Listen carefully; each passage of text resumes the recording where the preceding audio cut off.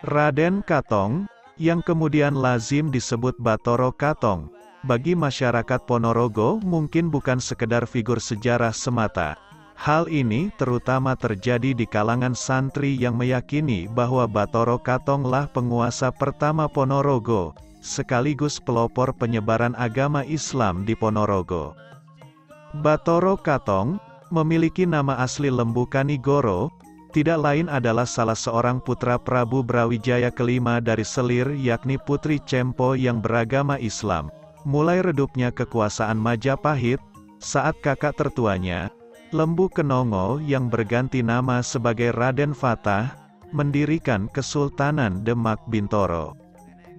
Lembu Kanigoro mengikut jejaknya, untuk berguru di bawah bimbingan Wali Songo di Demak, Prabu Brawijaya kelima yang pada masa hidupnya berusaha diislamkan oleh Wali Songo. Para wali Islam tersebut membujuk Prabu Brawijaya kelima dengan menawarkan seorang putri Cempo yang beragama Islam untuk menjadi istrinya. Berdasarkan catatan sejarah keturunan generasi ke-126 beliau yaitu Ki Patmo Susastro, disebutkan bahwa Batoro Katong di masa kecilnya bernama Raden Joko Piturun atau disebut juga Raden Harakkali. Beliau adalah salah seorang putra Prabu Brawijaya kelima dari Garwo Pangerambe. Walaupun kemudian Prabu Brawijaya sendiri gagal untuk diislamkan, tetapi perkawinannya dengan Putri Cempo mengakibatkan meruncingnya konflik politik di Majapahit. Diperistrinya Putri Cempo oleh Prabu Brawijaya kelima memunculkan reaksi dari elit istana yang lain. Pujangga Anom Ketut Suryongalam atau Ki Ageng Kutu, sebagaimana dilakukan oleh seorang punggawanya bernama Pujangga Anom Ketut Suryongalam, seorang penganut Hindu yang berasal dari Bali. Tokoh yang terakhir ini kemudian keluar dari Majapahit dan membangun peradaban baru di Tenggara Gunung Lawu sampai lereng barat Gunung Wilis, yang kemudian dikenal dengan nama Wengker atau Ponorogo saat ini. Ki Ageng Ketut Suryongalam ini kemudian dikenal sebagai Ki Ageng Kutu atau Demang Kutu, dan daerah yang menjadi tempat tinggal Ki Ageng Kutu ini dinamakan Kutu. Kini merupakan daerah yang terdiri dari beberapa desa di wilayah Kecamatan Jetis. Ki Ageng Kutulah yang kemudian menciptakan sebuah seni barongan, yang kemudian disebut reog.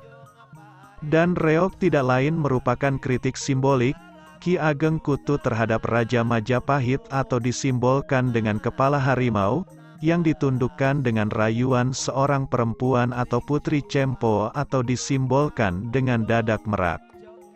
Dan Ki Ageng Kutu sendiri disimbolkan sebagai Pujangga Anom atau sering disebut sebagai Bujang Ganong, yang bijaksana walaupun berwajah buruk.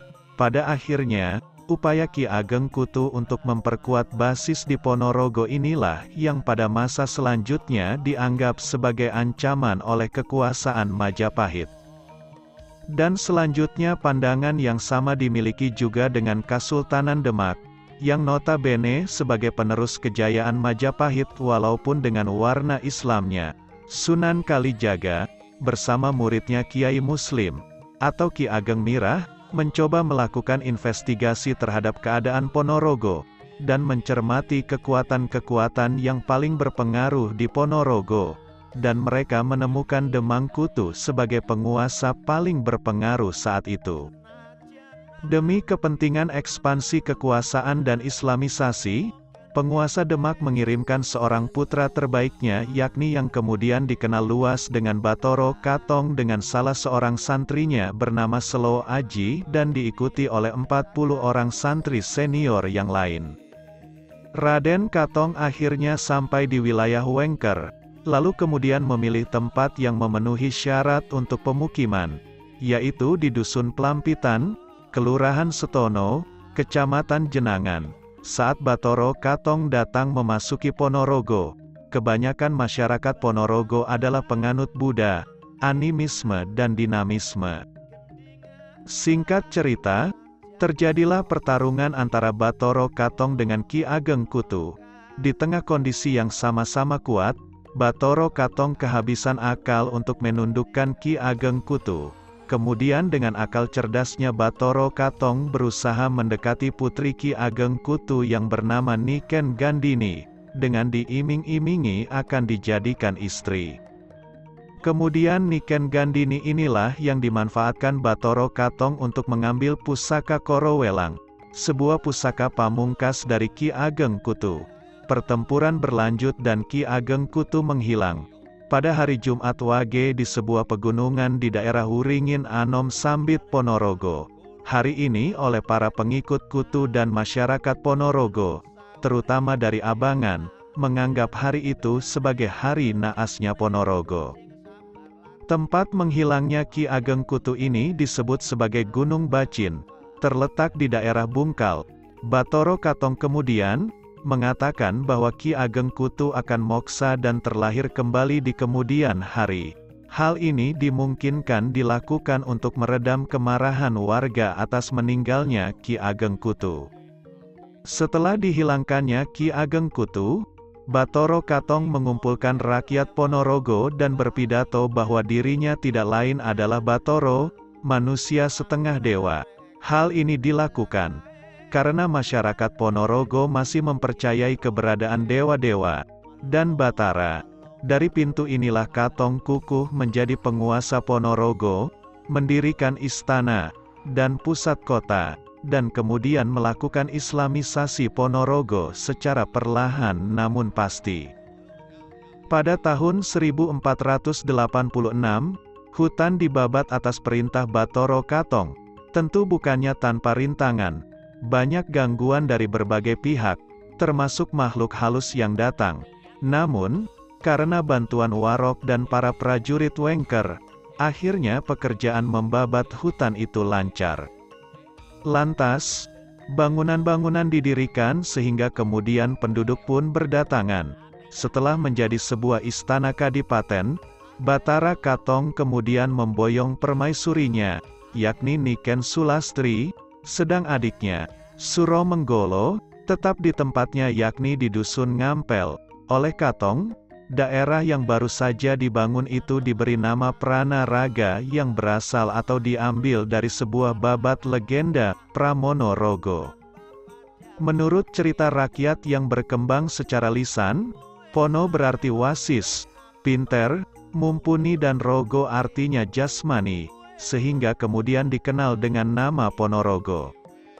Kesenian reog yang menjadi seni perlawanan masyarakat Ponorogo mulai dieliminasi dari unsur-unsur pemberontakan, dengan menampilkan cerita fiktif tentang kerajaan Bantar Angin sebagai sejarah reog, membuat kesenian tandingan, semacam jemblungan dan lain sebagainya.